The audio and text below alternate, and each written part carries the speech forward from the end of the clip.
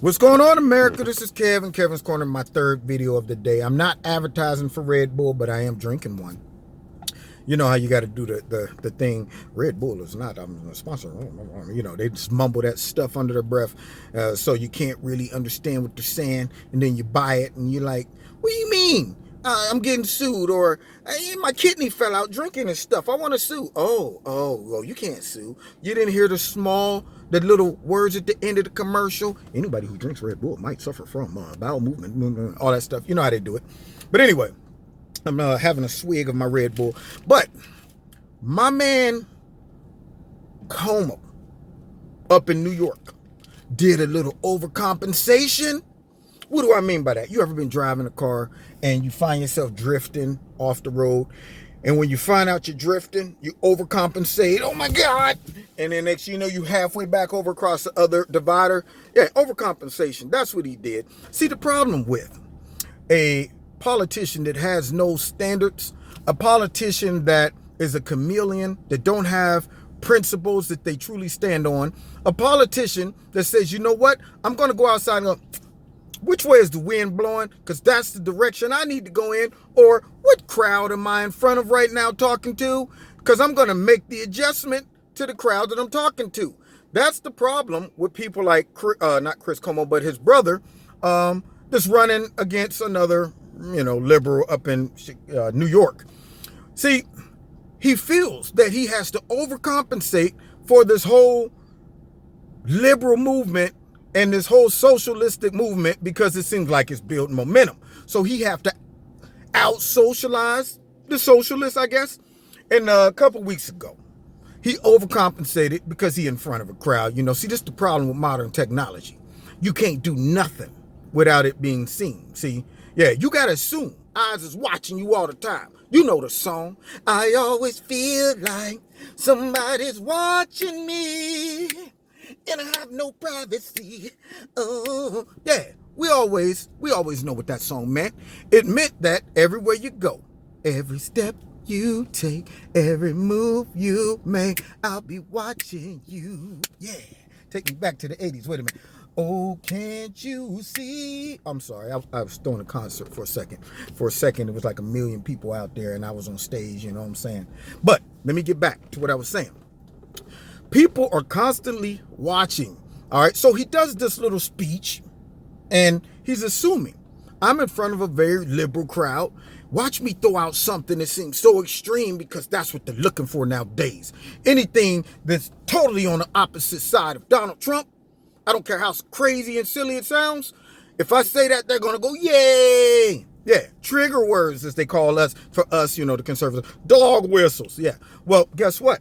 He says things like, America was never great, thinking, I can get away with that because I'm amongst friends. We're all in a small group. Somebody got it on tape. Of course, it goes out. Now you got to try to explain what he meant by America was never great. Maybe. If it's that horrible, especially when I watch TV and people's running around, this country sucks. This is nothing but a dictatorship, and there's so much oppression in this place. Well, okay, how about this? If America was never great, you're welcome to pack up and leave. All the football players that says there's so much oppression, and all of those people that saying Donald Trump's a dictatorship, but yet people are taking a knee out there on the football field. Nobody's coming and dragging them away and never seeing them again. Try that in North Korea. Try not honoring Kim Jong-un when he comes out on his little balcony. And you up there talking about I'm bored with Kim. Word on the street is the guy fell asleep in one of his meetings. And Kim Jong-un took him out back and brought out the old 50 caliber from the jet. And yeah. That's what you get in certain countries. Those are dictatorships. Just want people to know the difference. For those out there that's buying into the rhetoric. Yeah, it's a dictatorship. Last dictatorship. I've seen they don't allow people to take knees when the national anthem's playing. You think people were chilling out when Hitler came out and said, "Hell, Hitler"? No, everybody was going, stick your hand up, son, or else we all going to be taken away and never seen again. Yeah, there are places you can't do that stuff, but yet we're dictatorship. So I'm sure if America was never great, Como and all the people was running around saying how horrible it is, but yet have the freedom to say how horrible it is, they can all leave. Go somewhere else, come back and tell us how it was. However, he says that, which was far right, left rather, just far left. That's why we use the term out in left field. Way out in left field. Jeez, a place where nobody want to play. Just far out in left field. You don't get no action out there. You sitting out in left field eating sunflower seeds and spitting dip. All right. But then he goes so far in the middle of a debate to attack ICE. Now, we all know what ICE is. It's the enforcement of broken immigration laws for people that's in the country and violate the immigration policies, but they're already here. And ICE comes, grabs them, deports them. All right? They do a lot more than that too. But this man, you know, since this lady suggested earlier that we should abolish ICE, I guess he's going to one-up her. First things first. He goes right to the go-to. And, you know, first thing I would do is we would prosecute ICE, you know, ripping babies from them mothers on the border. Now, that's not ICE, man. That is border control. See, that's what happens when you get hype and just start throwing out reckless statements and overcompensating. He was so far over here, and then he's like, wait a minute. I need the people to think I'm cool, hip, and I'm a borderline socialist too. I don't want to be out socialized. And he does this. Now he runs into the divider, right? And bam. Oh, man, I should have just brought it back to the middle, okay? But he's either one, too far over here, or too far over here. But he goes on to say, you know what? I would prosecute ICE. Then he calls them, they're a bunch of thugs. How do we even allow officials in our country to even get in power that would do that publicly? That would get up there and attack the very people who is responsible for protecting American lives, probably his life. I'm sure he has people walking around with him with guns and stuff, even though New York you can't protect your own life. But nonetheless, up there, I'm sure he has a brigade of people that's like, back up everybody. How does Sector 7 look? We're coming out. Yeah, he got that going on. Yeah, but the man has a nerve to attack a governmental institution designed to do nothing more than enforce the law. Now, once again, it goes back to my statement in other videos, and I stand by it. The Democrats, number one, are the lawless party. They only support laws that support their agenda. Number two, they're chameleons. They change based on the scenario or situation. Example, they're mad that people will question the FBI and their probe into Donald Trump. But yet, ICE are a bunch of thugs that I would prosecute. So let me get this straight. You would prosecute ICE, federal agents that are risking their lives for, I'm sure, not enough money, or especially not as much as you make, okay? Real work, not running around flapping their yaps, okay? Real work, but yet you talking about prosecuting the good guys to let the bad guys go. So that's what I call an oxymoron, okay?